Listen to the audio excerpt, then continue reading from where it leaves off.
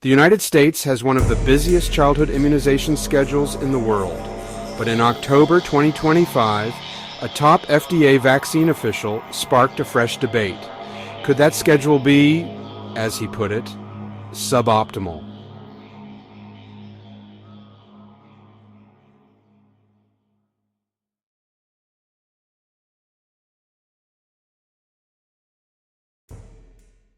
Hello, this is Dr. K. Paul Stoller pointing out that Dr. Vinay Prasad, director of the FDA's Center for Biologics Evaluation and Research, told reporters the scientific establishment shouldn't defend the current schedule blindly. He said it's possible the timing and the way shots are given, including multiple vaccines at the same visit, might need reevaluation.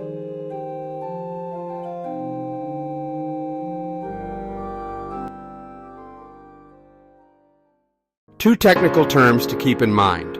Combination vaccines put several antigens into one shot or vial. Concomitant administration means giving two or more separate vaccines at the same visit. Historically, regulators have stronger data for combination vaccines than for giving multiple individual shots at once. And Prasad says the FDA will raise the evidentiary bar for concomitant administration.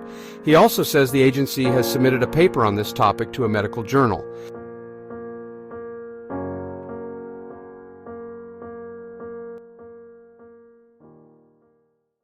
The debate isn't just academic. President Trump suggested spacing out some vaccines and delaying the hepatitis B shot for newborns whose mothers test negative. CDC advisors recently discussed removing the combination MMRV vaccine, the measles, mumps, rubella, varicella shot, for kids under 4 because of a small increased risk of febrile seizures, and they considered whether to delay the first hepatitis B dose. The CDC has not made a final decision.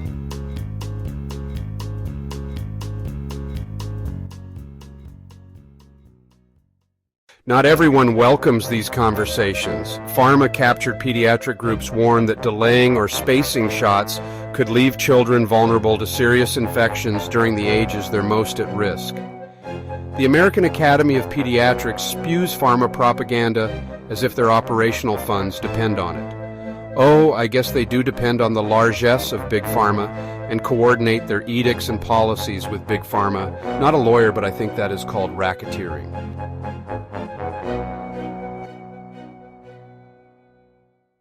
So, why is this debate happening now? Partly because the COVID era shook public trust.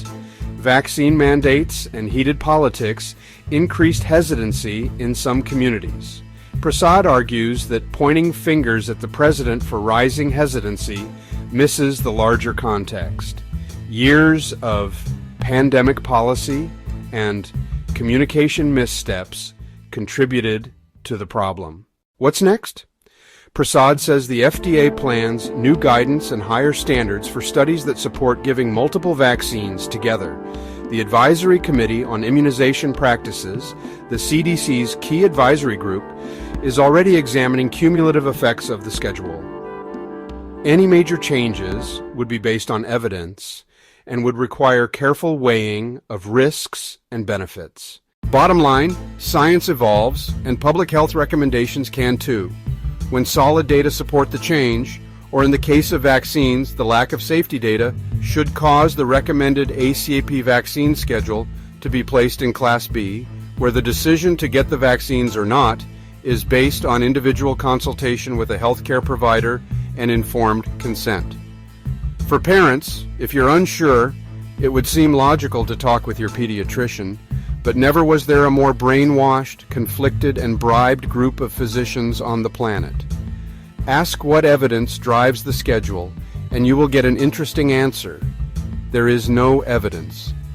What the risks are there in making public health decisions based on fear and greed. Of course, policy debates will continue as there are too many politicians, regulators, and academicians fully under the control of Big Pharma. With the vaccine schedule put in Category B, the decision to vaccinate your child will be between you and your trusted clinician by your side, as it should be.